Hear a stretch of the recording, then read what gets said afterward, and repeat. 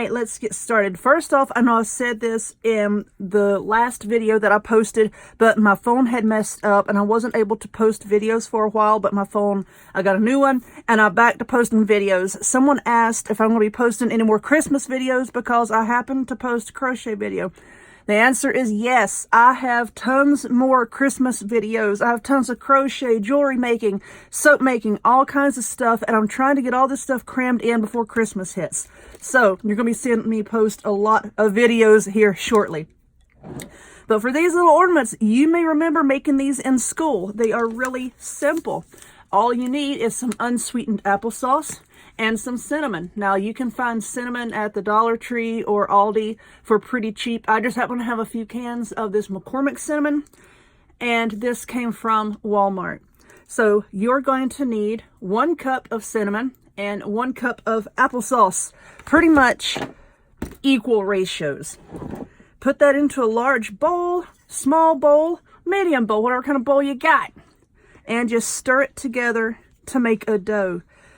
Now, if you have respiratory issues, I would recommend wearing a face mask because the cinnamon can kind of cloud up and is not very pleasant to breathe it in. And as you stir this dough, I'm going to call it a dough, this dough is going to start getting really, really firm, and it's going to be hard to maneuver with a spoon. So once it gets to that point, you want to switch over and start using your hands. You want it to be, I want to say, kind of the consistency of a biscuit dough. It's going to be really firm, not sticky, and it's going to be easy to work with. So I'm just going to stir, stir, stir. And if your dough is a little too dry, just add a tad bit more applesauce to it. If it's too wet, add in a little bit more cinnamon.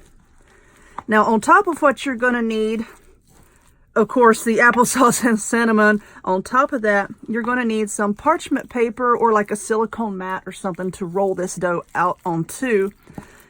Something to roll it with.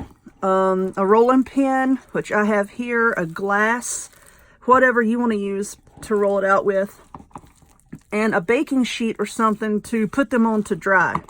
Now, you can let these dry at room temperature, but it's going to take a few days. Okay, if you just lay them out and let them dry, like my mother-in-law would take her a few days to dry out, but it will take a few days, 3 or 4 days, easy. You know, I want to add just a bit more cinnamon to this. As you can see, it's coming together pretty nicely, but I need it to be just a little bit more firm. So I'm going to open up this new can of cinnamon here, put just a little bit more in. You're also going to need some cookie cutters. You can use whatever shapes you want to. Now, if you don't have a few days for this to dry, you can put it in your oven at 200 degrees, and it should take 2 to 3 hours. And your house is going to smell really good, by the way, while these are drying out.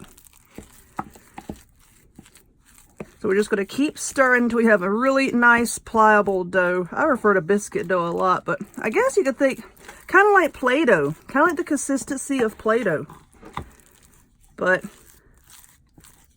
I'm going to keep stirring this, and I'm going to pause the video here until I get this to a nice pliable consistency. And then I'm going to lay out a piece of this parchment paper and get my cookie cutters out, and we'll cut us some shapes. My dough has come together pretty nicely, and I have a piece of parchment paper here. Now, before I put this out, I'm going to take this cinnamon and sprinkle just a little bit on here. You know, like you would sprinkle flour if you're rolling out regular cookies. This little bit of cinnamon will definitely help you. Set that bowl over there. And now I'm going to sprinkle just a tad bit more on top. I'm going to take another piece of parchment paper. I love this stuff. I press it down just a little bit. All right, now you want to roll this out to, I want to say right at ½ an inch. If you roll them any thicker than that, they will take forever to dry.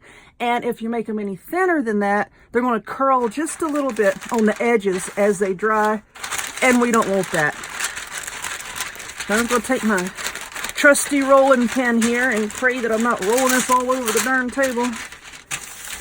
Rolling. All right, come on, flatten out. You know you wanna. Let's take a peek, see what that looks like. Yeah, that's looking okay. We'll roll it just a little bit more. There we go. Some people add glue to theirs. I do not. I really don't see the reasoning in adding glue. Some people says it makes them a little bit more sturdy. I've not found that to be the truth. So you can add a little bit of Elmer's glue if you want to. All right, this is what it looks like.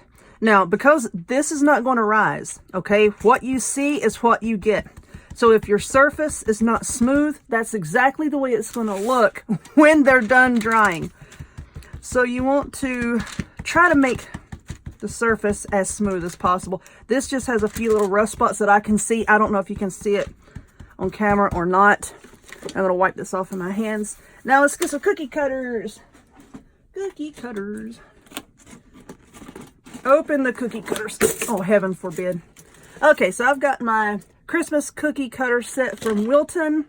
There's so many cute shapes in here, and I'm looking for, of course, a gingerbread man. Y'all know I love gingerbread men. Oh, that's a gingerbread girl. Where is the man? Oh, Lord, she don't have a man. She's manless. Oh, look, there he is, way at the bottom of this bucket. At the bottom of the barrel. This must be my ex-husband. He's at the bottom of the barrel. Anyway, we're going to put these into place and cut them out just like this. Now, when they dry, you can use, if you want, you can use puff paint that you can get at Walmart, you know, to decorate and make them look like real gingerbread cookies. You can use buttons. You can use scraps of ribbon, which is my favorite. I like putting little buttons down the front and just making a little bow tie to go on them. You can do whatever you want to decorate them. That's what the kids really like to help doing. Ah! I'm sorry. Attempted murder. Okay, so we're going to cut them out. I won't make you watch me cut all of them out. And then you can take a straw, a drinking straw, a pen, whatever you have, and just put a little hole kind of towards the top. And you're going to use that to thread a ribbon through so that you can hang it on your tree, or you could tie them to gifts. I just blow it out like that. You could do this before you put them on the baking sheet or after. It doesn't really matter. But just remember, if you scrape these up and they lose their shape a little bit, that's what they're going to look like when they dry. So I'm just going to finish cutting mine out, and then I have a cookie sheet over here that has parchment paper on it. Let's see, can I get one more here? Maybe? No, without hurting his leg. Okay, once I scoop these off and put them on the baking sheet, I will re-roll this dough and cut out some more. But I'm going to put these on the sheet, and I'm going to stick mine in the oven so that they can hurry up and get done, and I want my house to smell good. Once these are dry and like you store them for a few months and want to use them again next year, if they don't smell as strongly as they did, you could take a few drops of cinnamon essential oil and drop on them. They'll suck it right up, and they'll smell just as good. So I'm going to throw these in the oven, and I'll be back here in a bit. Okay, so it is a few hours later. Actually, I left these in the oven, 200 degrees. It was right at 3 hours. And as you can hear, they are pretty dried out. They're very, very lightweight. You can tie these to packages and on your tree, and it won't really weigh them down. You can decorate these any way you want. I had this little bow that I tied out of this straw type stuff over here. I like really rustic and woodsy looking stuff, so I want to take some and glue it on him just like that. Or you can take this puff paint that I got at Walmart, and you can pipe it on, and it kind of looks like icing. So however you want to do it. And the little holes are there, so you can string either like thread or twine, or even some, you can get a pretty good size ribbon through there. So there we are, and they smell so good. So I'm going to finish decorating these and then go hang them on my tree. If you use this puff paint, it dries in about 4 hours. So give yourself some time with this. But anyway, if you would, please give this video a thumbs up. Click subscribe. Check me out on other forms of social media, the links to all of which will be in the description box down below. And I hope to see y'all next time. Bye-bye.